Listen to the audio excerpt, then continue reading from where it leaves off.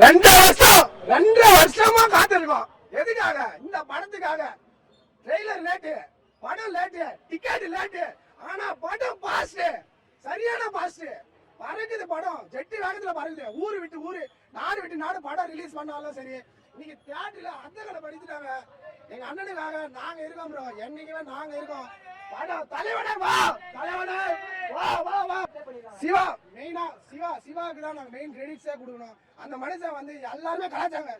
நம்பிக்கையா அடிச்சிருக்காரு. Fan boy, main fan boy Gnanavel Raja மட்டும் தாங்க. அவர் மட்டும் இல்லைன்னா அந்த படம் சாத்தியமே இல்ல.